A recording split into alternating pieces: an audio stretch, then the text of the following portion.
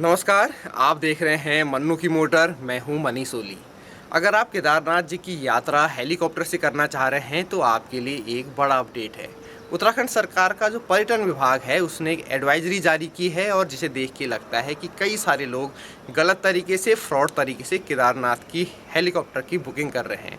तो उसमें आपको बेहद ही सावधान रहने की ज़रूरत है, क्योंकि अभी हमने देखा था कि जब 4 अप्रैल को केदारनाथ जाने के लिए हेलीकॉप्टर की बुकिंग शुरू हुई थी तो जो 2 दिन के भीतर ही यानी कि 4 अप्रैल से लेकर के 6 अप्रैल के बीच ही पूरे टिकट बुक हो गए थे पहले चरण के लिए। पहला चरण जो रखा गया था वो रखा गया था 6 मई से लेकर के 20 मई। यानी कि अगर अभी आप वेबसाइट में जाकर के देखेंगे तो आपको कोई भी सीट अवेलेबल नहीं होगी पहले चरण के लिए। अब दूसरे चरण यानी कि 20 मई के जो बाद की बुकिंग है वो कुछ समय के बाद शुरू होगी, लेकिन 6 अप्रैल के बाद से जो भी तीर्थयात्री केदारनाथ हेलीकॉप्टर जाना चाह रहे हैं तो वो सर्च कर रहे हैं, बार बार देख रहे हैं, वेबसाइट को तलाश रहे हैं। तो ऐसे में उन लोगों के लिए एक मौका मिल जाता है जो कि गलत तरीके से लोगों को बेवकूफ़ बना करके, लोगों को भ्रम में रख करके हेलीकॉप्टर की बुकिंग करा लें और उनसे अनावश्यक पैसा ले लें, जबकि वो इसके लिए ऑथराइज्ड नहीं है। तो जो उत्तराखंड सरकार का पर्यटन विभाग है उसने इसके बारे में क्या कहा है उसको एक बार देख लेते हैं, तो उससे एक स्थिति भी स्पष्ट हो जाएगी और आप फ्रॉड से भी बच सकेंगे। क्योंकि केदारनाथ में हेलीकॉप्टर की बुकिंग का जो काम है वो गढ़वाल मंडल विकास निगम, जो कि उत्तराखंड सरकार का एक सरकारी निगम है, वो संभाल रहा है। तो जीएमवीएन ने कहा है कि केदारनाथ की हेलीकॉप्टर बुकिंग के लिए न तो जीएमवीएन कभी किसी को फ़ोन करता है और न ही वो किसी को अपना अकाउंट नंबर देता है कि आप इस अकाउंट नंबर में पैसा ट्रांसफ़र करके अपनी हेलीकॉप्टर की बुकिंग करा सकते हैं। तो सबसे पहली बात कि अगर आपके पास कोई फ़ोन कॉल आता है या फिर आप किसी के संपर्क में रहते हैं और वो आपको कोई अकाउंट नंबर देता है तो प्लीज़ ऐसा करने से बचिए, वो पूरी तरीके से फ्रॉड है। और दूसरा जो बिंदु उन्होंने रखा है वो है वेबसाइट को लेकर के, क्योंकि हम देखते हैं कि जब भी किसी में भीड़ ज़्यादा उमड़ती है तो कई सारी वेबसाइट उससे मिलती जुलती खुल जाती हैं या फिर कुछ ऐसी वेबसाइट खुलेंगी आपके सामने जिसको देख करके लगेगा कि हाँ यही सरकारी वेबसाइट है और ये एक ऑथराइज्ड वेबसाइट है जिसके माध्यम से आप हेलीकॉप्टर की बुकिंग करा सकते हैं। जैसे अभी हमने कुछ समय पहले कॉर्बेट नेशनल पार्क में देखा था कि वहाँ की बुकिंग के लिए कई सारी वेबसाइट खुल गई थी और फिर उनको पार्क प्रशासन ने ज़बरदस्ती बंद करवाया और लोगों को इन्फॉर्म भी किया कि ऐसी वेबसाइटों से बचें। तो यहाँ भी लगभग वही स्थिति है। आपको वेबसाइट को देखना समझना बहुत ज़रूरी है कि कौन सी वेबसाइट के माध्यम से आप हेलीकॉप्टर की बुकिंग करा रहे हैं केदारनाथ के लिए।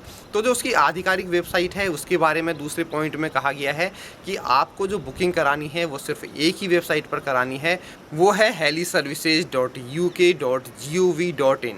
आप यहाँ पर स्क्रीन पर भी उस वेबसाइट का नाम देख रहे हैं और साथ ही मैं उसका जो ऑफिशियली जो लिंक है वो डिस्क्रिप्शन पर भी दे दूंगा। अगर आपने हेलीकॉप्टर की बुकिंग करानी है या फिर अवेलेबिलिटी देखनी है तो आप प्लीज़ उसी वेबसाइट को देखिए, उसके अलावा दूसरी वेबसाइटों पर बिल्कुल भी मत जाइए। क्योंकि जो तीसरा पॉइंट उन्होंने रखा है वो इसी से संबंधित है, क्योंकि उन्होंने बिल्कुल साफ तौर से कहा है कि इस वेबसाइट के अलावा किसी भी दूसरी वेबसाइट को केदारनाथ में हेलीकॉप्टर सेवा के लिए बुकिंग करने के लिए ऑथराइज्ड नहीं किया गया है। किसी को भी ये राइट नहीं दिए गए हैं कि वो हेलीकॉप्टर की बुकिंग करा सके केदारनाथ के लिए। तो आपको इस मामले में इन 3 चीज़ों का बेहद ध्यान रखना है। सबसे पहले तो गढ़वाल मंडल विकास निगम की तरफ से कभी भी आपको कोई फ़ोन कॉल नहीं किया जाएगा, कोई अकाउंट नंबर नहीं दिया जाएगा कि आप इस अकाउंट नंबर पर पैसा ट्रांसफ़र कीजिए। और दूसरी बात कि जो सरकारी वेबसाइट है जिसका जिक्र अभी मैंने किया था heliservices.uk.gov.in, जो बुकिंग है केदारनाथ जाने के लिए वो सिर्फ इसी वेबसाइट पर होगी। इससे मिलते जुलते नाम या फिर कोई और वेबसाइट जो कि आपसे कोई दावा करती है कि वो हेलीकॉप्टर की बुकिंग कर रही है, उससे आपने बचना है। अब थोड़ी सी चर्चा इस बात पर कर लेते हैं कि आगे आने वाले समय में बुकिंग की क्या स्थिति रहने वाली है। तो सबसे पहली बात तो ये है कि अभी जो बुकिंग है वो 20 मई तक की ओपन की गई थी, उसके टिकट लगभग सभी फुल हो चुके हैं। फ़िलहाल तो 20 मई तक के लिए कोई संभावना नहीं है।